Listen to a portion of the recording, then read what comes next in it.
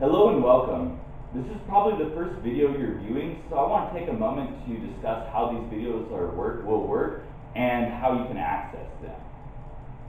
Well, first off, the point of these videos is to help you understand the material through ALEKS. They're going to be available to you through two different sources. First off, they're going to be embedded in your ALEKS coursework, so that way they become available to you as you're working on the related material. Additionally, these videos will be available to you at any time on Blackboard. Now, not only are these videos going to be available to you in two different sources, but there's also basically going to be a text version of these videos, which I'll show you what it looks like in just a moment. But this text version is just for quick reference if you don't want to watch the whole video, and also the text version is going to be available in both sources, ALEKS and on Blackboard. Alright, so let me explain a little bit how these videos are going to work. Well, first off, this first video is going to be on order of operations. That's the main topic. Now, order of operations, that relates to the objective or pie slice in ALEKS called arithmetic readiness. And then more specifically, within that objective, the specific topics we're going to tackle are introduction to parentheses, intro to order of operations with whole numbers, order of operations with whole numbers and exponents, and then order of operations with fractions. So let me explain how this video is going to work. Here in just a moment, what I'm going to do is I'm going to start off with basically talking about order of operations and trying to explain everything I think you guys will need to know for this course. After I give you a brief lesson on order of operations, what I'll do is I'll individually go through these topics. So first I'll go through a problem that has to do with an introduction to parentheses, and I'll do an example from your ALEKS. And then same thing with the rest of them. What I'll do too, so that way you can use these videos as a quick reference.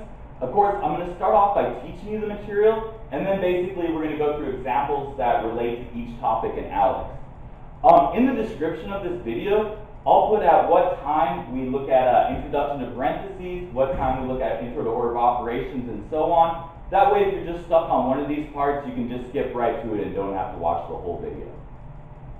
Now, before we get started on the video, I wanted to discuss the text document that's going to be provided with every one of these videos as well.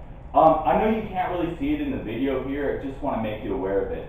Basically, it's going to start off with the same information the video starts with, the overarching topic, next off the objective or pie slice related to ALEKS, and then finally the topics within that objective that are going to be directly covered.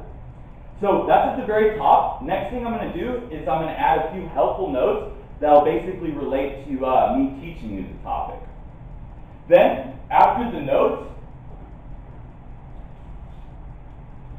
what I've included is a text-based solution to each one of the problems that I'll be explaining in the video. So again, this is just kind of a quick reference in case you don't want to go through the whole video and just want to reference it quickly. Alright, let's go ahead and start talking about the order of operations. Good place to start is probably a definition. So the order of operations is defined as the collection of rules that reflect conventions about which procedures to perform first in order to evaluate a given mathematical expression. So basically just rules that you have to follow when you're evaluating a mathematical expression. Later on, it will also apply to simplifying mathematical expressions and a number of things. Okay, continuing on with the order of operations.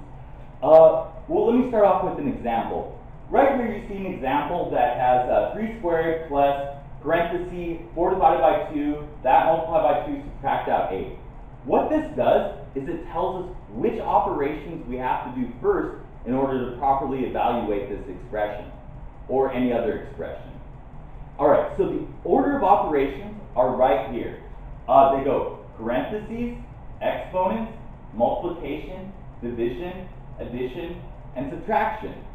So whenever we evaluate or simplify an expression, we just have to follow that order. Basically, first, we look, are there any parentheses? So, for example, right here, there are parentheses. Well, we need to take care of what's inside the parentheses first.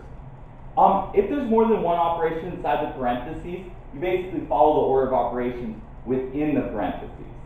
Alright, but our parentheses just have one operation, division, so obviously we have to do that. So let's simplify what's inside the parentheses, and we would have 3 squared plus, well, 4 divided by 2 is 2. Write down the 2, and now that we have a single value, we don't have to write the parentheses anymore. All right, that's multiplied by 2, subtract out 8. All right, so that's simplified a little bit, but to continue simplifying, or in this case evaluating, next thing we want to do is look and see if our expression has any exponents. It does right there. The 3 is squared, so let's go ahead and simplify that. 3 squared is of course 9, so you have 9 plus 2 multiplied by 2 minus 8. Got that taken care of. The next thing is multiplication. We look, 2 times 2, that's only multiplication. Simplify that, and we would have 9 plus, well, 2 times 2 is 4. Subtract out 8. All right, division. Well, we already took care of the division that we had in this original expression because it was inside the parentheses. So right here, there's no division, so we can basically skip on to the next operation, addition. Well, we got 9 plus 4, so that's going to be 13. Bring down the subtract 8. And then finally, last operation is subtraction. So 13 minus 8 is 5. And we evaluated that expression. So once again, it's just a rule that you have to follow. Evaluate parentheses, exponents, multiplication, division, addition, and subtraction. A lot of people remember this as PEMDAS, or there's also a mnemonic saying, please excuse my dear Aunt Sally. Alright, next up we're going to address some individual topics that are based on the order of operations that are within the objective arithmetic readiness.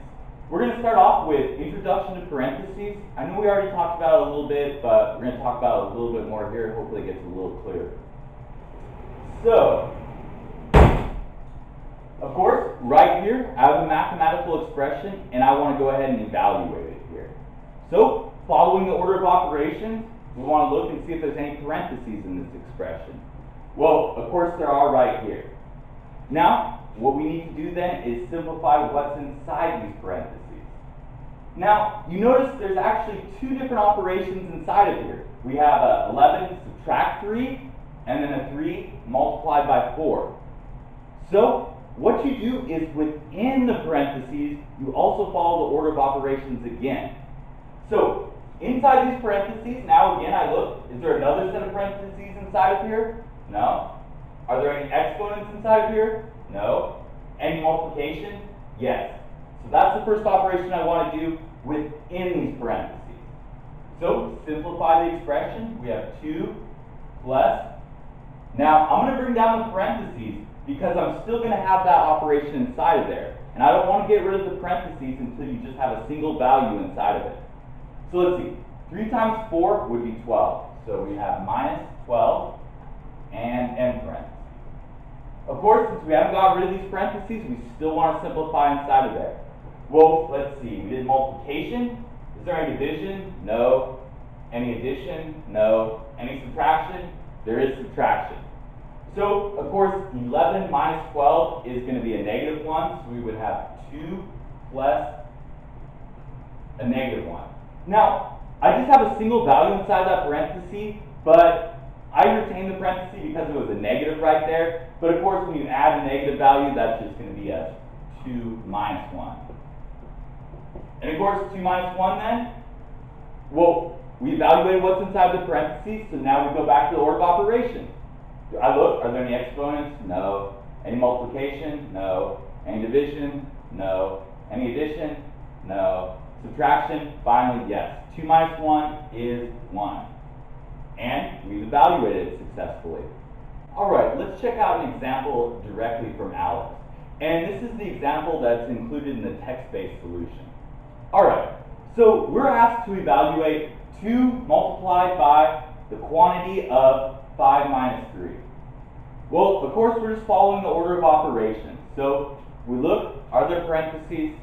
Yes, of course there are right there. So within the parentheses, there's only one operation, subtraction. So of course we jump right to that. So let's see, I'm going to bring down the 2 Bring down the multiply. Now 5 minus 3 is 2. And then I only have one value inside the parentheses, so I can get rid of them. So we're left with 2 multiplied by 2. Alright, so now my expression is simplified to just 2 multiplied by 2. Now I want to look, are there any exponents? Nope. Any multiplication? Yep.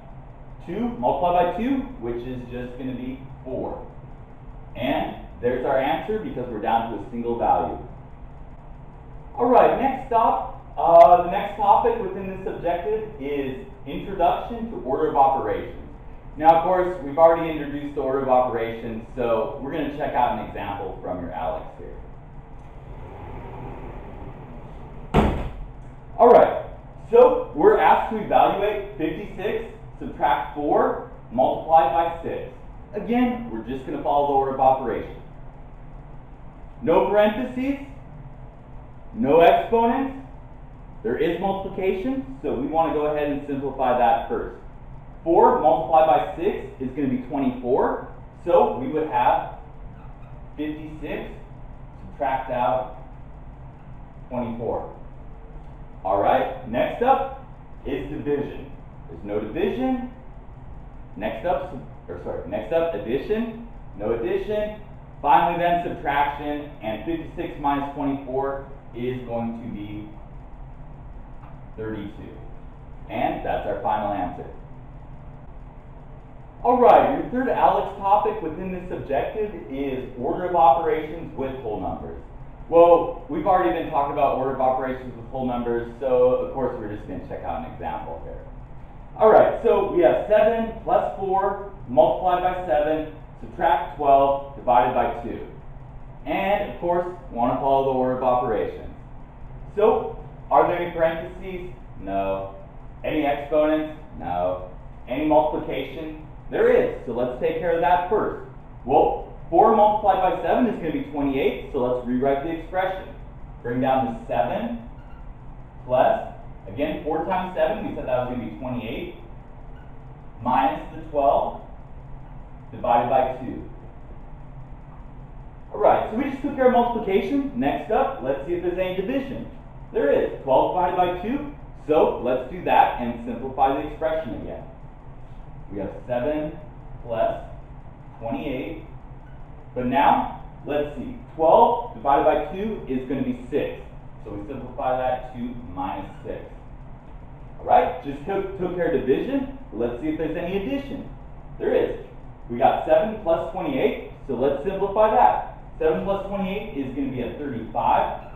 Bring down the minus 6. And then finally, of course, subtraction. We got 35 minus 6, and that's going to be equal to 29. Not too bad, right? Alright, things might get a little bit more interesting here. We're on to our fourth topic directly relating to this objective, which is now order of operations with whole numbers and exponents.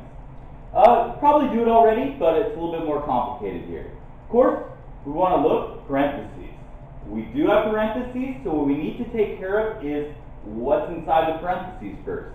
Now, we have a lot going on what's inside these parentheses. We got 3 plus 2 multiplied by 4 squared. So again now, within these parentheses, we want to follow the order of operations again. Now, within those parentheses, there's not another set of parentheses, so we're good there. Now, within those parentheses, are there any exponents? There are, so we need to take care of that first. So, rewrite the problem. We bring down the 8 squared, subtract out. Now, again, we're not going to get rid of these parentheses until we're left with just one number. Alright, so we got 3 plus 2 multiplied by. Now, of course, the operation we want to do is squaring. 4 squared is 16. Alright, so don't forget, we're still working inside these parentheses, right? And we just took care of the exponents. Now we look, is there any multiplication inside there? And there is right there. So now we want to do 2 multiplied by 16 and rewrite the expression. So bring down the 8 squared minus parentheses, and then we have 3 plus. But now, of course, we want to do that multiplication operation. 2 times 16 is going to be a 32. But we still aren't rid of those parentheses yet, because of course we have 3 plus 32 here. Now, we just took care of the multiplication in there. Let's see, there's no division, but there is addition. So finally, we want to take 3 and add it to 32, and we would have 8 minus. Well, now that 3 plus 32, what's inside the parentheses is down to just one value, we can get rid of them. And we would have 8 subtract out 35. Alright, so, 8 squared. Alright, so don't forget, we are just on step number 1. We just took care of what's inside the parentheses. Now that we've evaluated that, now we go on to step number 2, and are there any exponents there? There are. It's 8 squared, so we would have 64, subtract out 35. Continuing on, alright, we just did exponents, multiplication, no multiplication, division, no division, addition, no addition. Finally, subtraction, we do have some subtraction. And 64 subtract out 35 is going to be 29. And there you have it. Alright, we saved the best topic for last here, and that is order of operations with fractions. So of course, we're just going to be following the order of operations, but the trick here is working with fractions. So before we get started, I just want to review just a tiny bit on fraction operations, just on addition and subtraction of fractions, addition, subtraction, multiplication, and division of fractions. Alright, so first off, I want to talk about addition, and the rules are identical for subtraction. When you add and subtract fractions, before you can, you have to make sure that the denominators are the same. After you make sure the denominators are same, you just add or subtract across the top. So this one, of course, we have a 2 on the bottom, so they have like denominators, and the result is going to have a 2 on the bottom. Now, all we do is just add across the top. 1 plus 3 is going to be 4. And then of course, 4 over 2, you might want to simplify as 2. Alright, but let's check this one out. Again, when you're adding or subtracting fractions, they have to have the same denominator. Now, we have 1/2 and 3/4. Of course, this one has a denominator of 2, this one has a denominator of 4.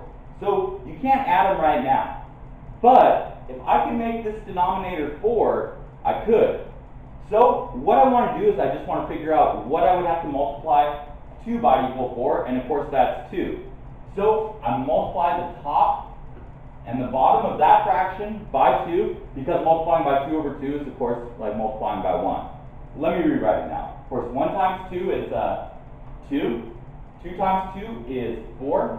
Just bring down the plus 3/4.